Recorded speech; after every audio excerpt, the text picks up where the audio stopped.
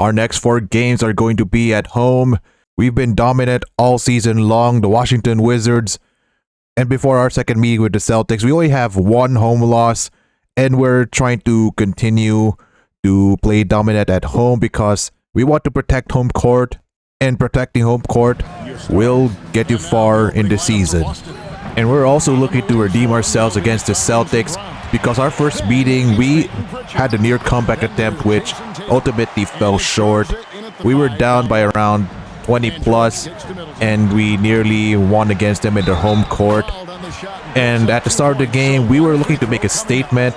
We wanted to make sure that we were not going to lose to them twice. We run this play for Bilal and he nearly posterized Anthony Simons again. He posterized Anthony Simons in our first meeting, running the same play, and I gave him a second chance to redeem himself. This time it's a successful alley-oop.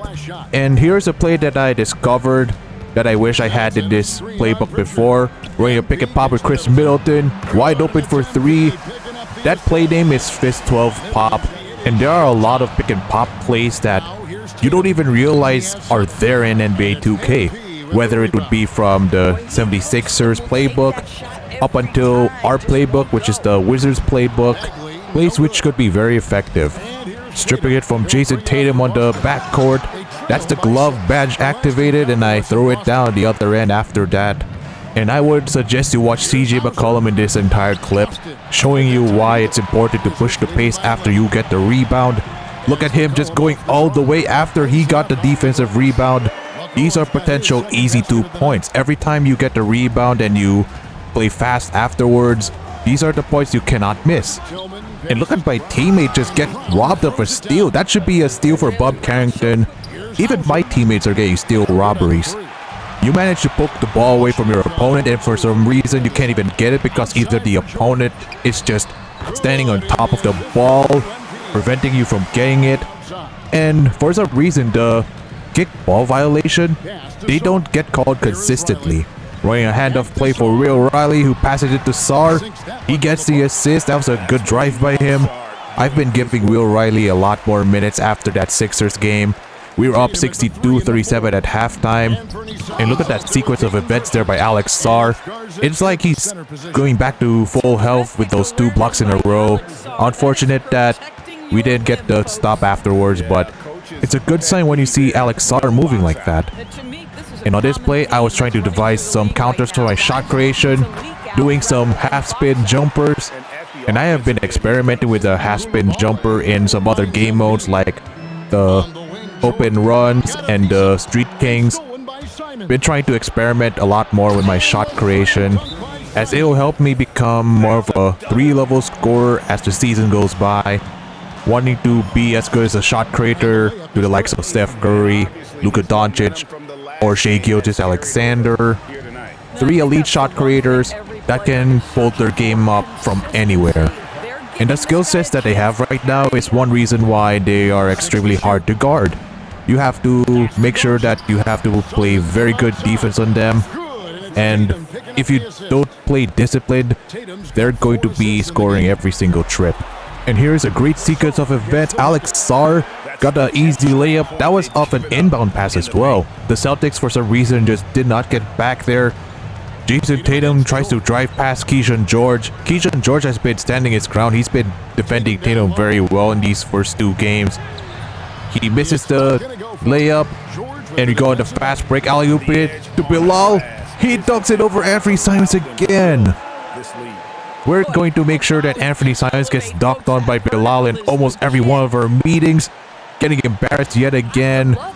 And this has been a very embarrassing game for the Celtics. They should know that we were going to come up and gunning because we didn't want to lose to them again after our failed comeback. Keyshawn George wide open. He gets fouled at the 3-pointer. That summarizes the entire game for the Celtics. We blew them out convincingly. But you know Jason Tatum's going to be salty because he's going to get a steal at the end of the game. We blew the Celtics out and he wanted to ruin the fun. CJ McCollum was our leading scorer. I didn't get to show every bucket of his. Off the bench, 16 minutes. That was a good way to start the homestand. You got the win, got yourself a double-double. Anything missing, MP? You want fries with that? Oh man, for me, double-double's the basic meal, the combo. But let's get some triple-doubles going. Triple-doubles are like adding some exotic sauce on top. I'm talking honey mustard, barbecue, maybe even some dessert. A little sundae or something. Yeah, that's what I want next time now. Need to spice things up a little bit. Give it some flavor. Making me hungry, MP. Me too. Hey, lunch on you? You got it. All right. Back to you, Kevin. And our second game of this homestand is against the Atlanta Hawks. When I have Trae on me, it's attack him every time. I got him leaning. Look at that animation. And I finish it off with a layup over Porzingis. He couldn't even block that. And I don't know what's going on. 2K always has the position guard each position. They should have the best perimeter defenders guard the best offensive players. And that is why I just did another half-spin jumper on Trae Young, because the Hawks just didn't want to take him off of me. And Nikhil Alexander Walker just made a pull-up jumper. These past few games in real life, he's been very good for the Hawks. He just signed a deal with Converse and he has been balling ever since then. In other words, he has turned into his own cousin in regards to all of the offensive highlights that he had. Just an overall improvement in that area. And this game has been an assist fest between me and Trae Young. I just go on the fast break after Trae Young made an assist. Alex Sard cutting through the basket. That was a nice pass there by Chris Middleton. Chris Middleton has been a very good veteran presence for us. Stole it from Nikhil Alexander Walker, trying to find Chris Middleton again. Posting up Jalen Johnson, doing a post fadeaway. That is what he does best, in the mid-range, sometimes in the post. And look at that. I am just not able to front the post for some reason anymore. I don't know if it's the patch or what, because I don't know what's going on here. And I turned it over after I got Trae Young to touch the floor. That was a bad decision by me to do it behind the back. Because sometimes when you do some of those dribble moves, they don't even do anything to the defender.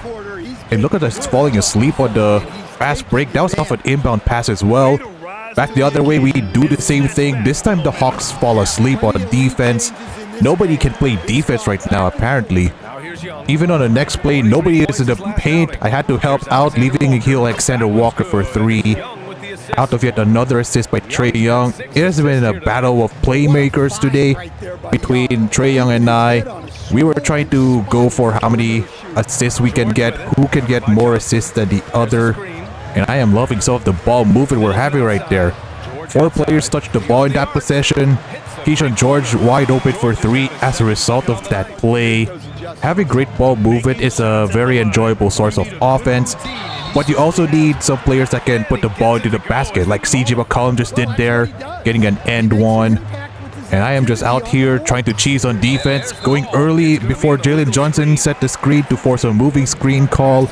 That's a foul on him, and I'm going to cheese again on defense. After a roll, I just timed the steal correctly.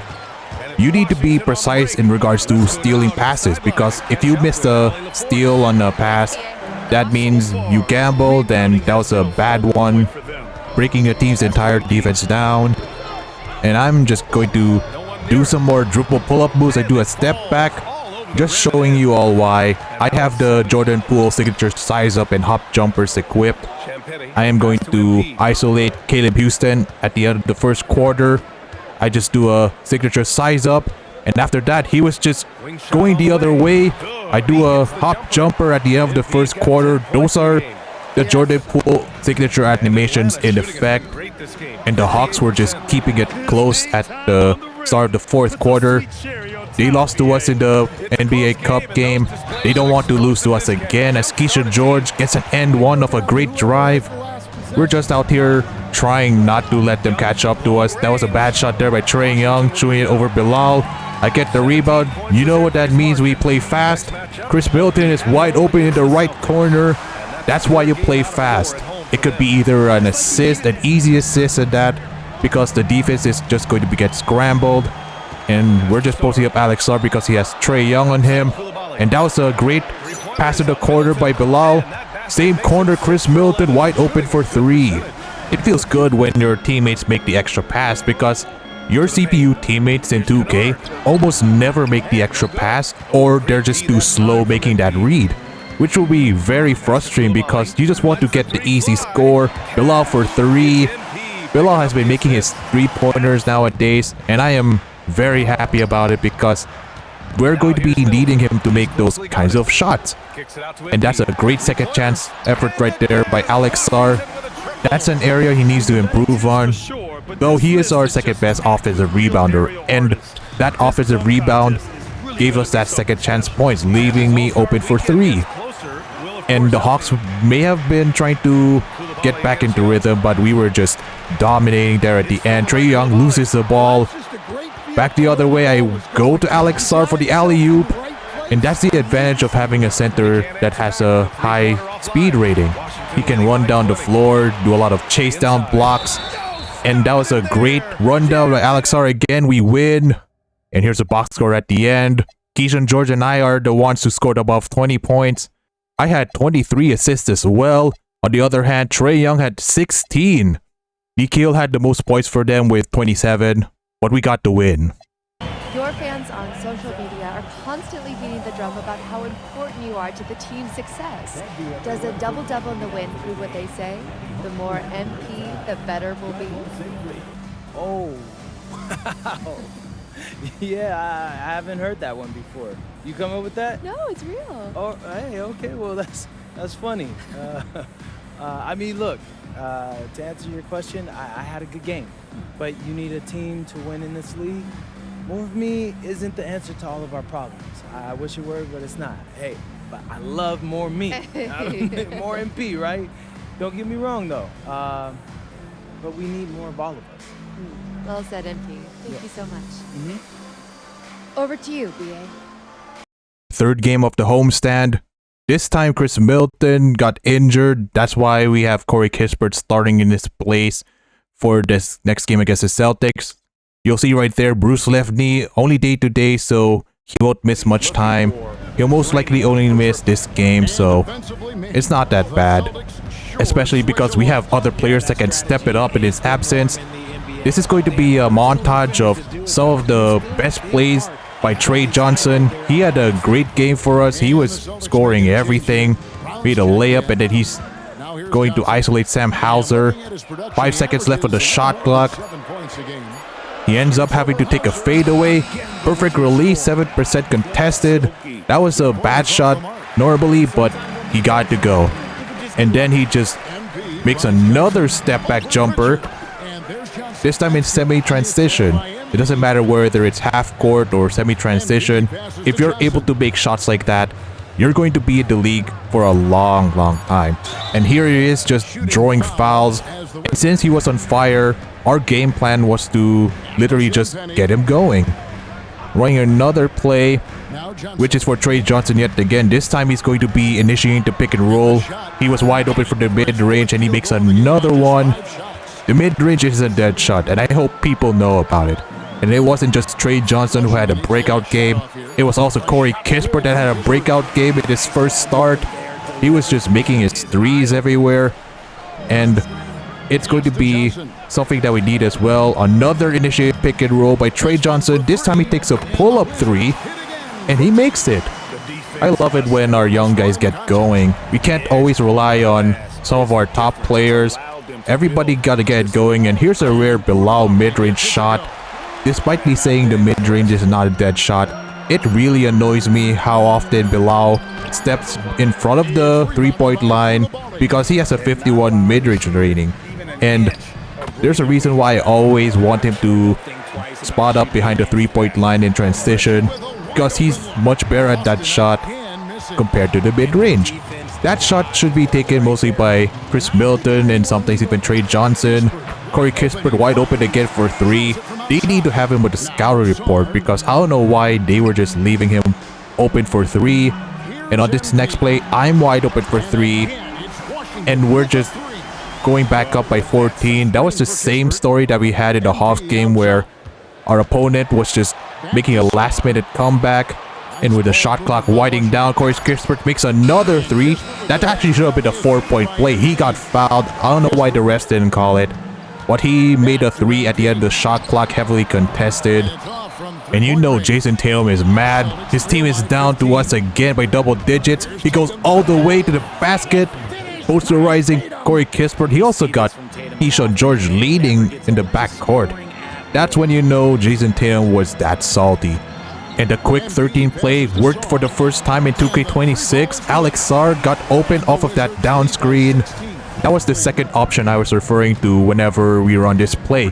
Because if your center turns out to be a stretch big, when the screen is successful, that means you leave him wide open for 3. That's a deadly option, a stretch 5, and it can do wonders for a team's spacing.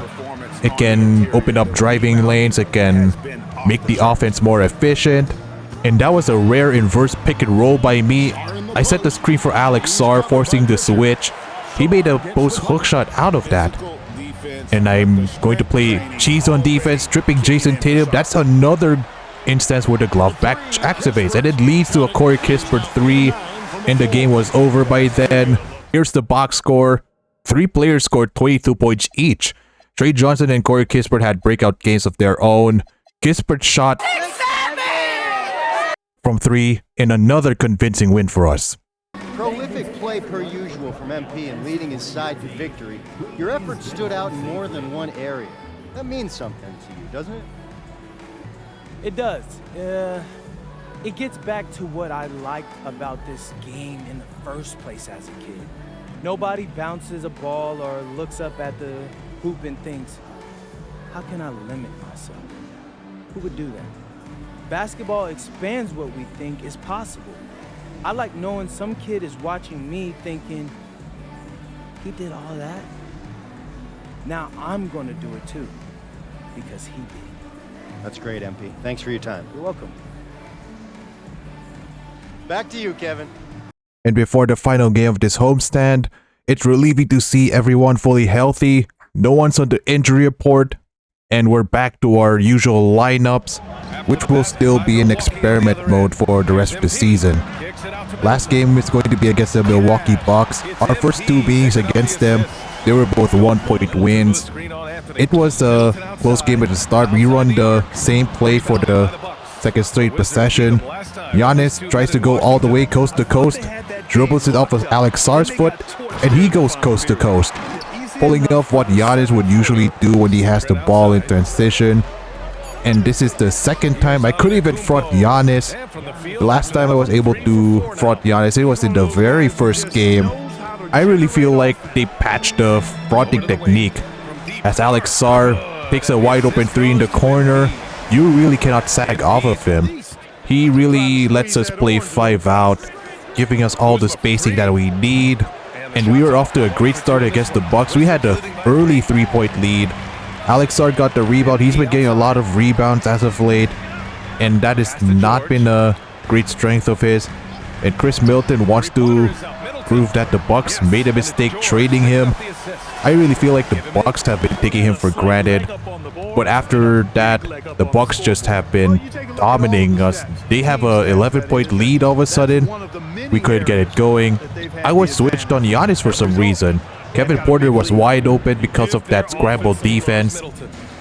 We just couldn't even get it going. I was lucky that they did put him on me for the entire game. As Chris Milton makes a jump shot at the buzzer, our bailout master going to work, and Giannis is just continue to play his dominant style of offense. It was a back and forth between Chris Milton and Giannis Antetokounmpo, 2 former teammates and 2 champions with the Bucks back in 2021. The reason Giannis was not switched on to me anymore at the start until the end was because it is not a trash talk quest. And this play summarizes the entire game. Giannis passes it off of the rim. It somehow goes back to the Bucks player, and we just couldn't even stop that pick and roll. I even tried to steal that. We were down 71-45 with 9 seconds left in the second quarter. We were just out there for desperation. I did a step back 3. I got a perfect release. And it feels good to be able to make those step back 3s, especially considering the amount of patches 2K made in regards to the fading 3s. I feel like 2K overcorrected with those fading 3s, because while the cheesers were exploiting the amount of fading threes that they made during direct gameplays. I feel like 2K should have at least tried to find a way to at least balance out the step back jumpers, the more disciplined ones at that. Because the way they try to fix the issue with the fading threes, it feels like they touch the step back jumpers, the sidestep jumpers a bit too much. Because whenever you see players in real life that do a pump fake and the defender falls for it, the shooter does a sidestep jumper, which is actually a higher percentage shot than you think it is. And now it just feels impossible to make those sidestep jumpers after a pump fake. 2K honestly overcorrected with the fading shots. They should at least try and make the fadeaways and the hop jumpers, step back jumpers, green windows. They should at least try and make them separate. We were not going to make a comeback against the Bucks. We were down by 2 bunch, down by 33. But we wanted to make the score a lot more respectful. I was just trying to add my stats at the end. We lost our final game of this homestand. Only our second home loss. But I'm not too mad. It's still early on this season. Nobody scored more than 14 points. It was just a down game for us. There are going to be games like that, so you can't be too worried. Giannis, Monster, and Kevin Porter scored above 20 points. It is what it is. And the last one that I took is also another jump shot. It's a perfect release. 5 out of 5. See? I can't miss.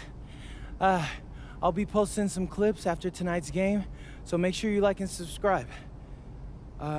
Yeah.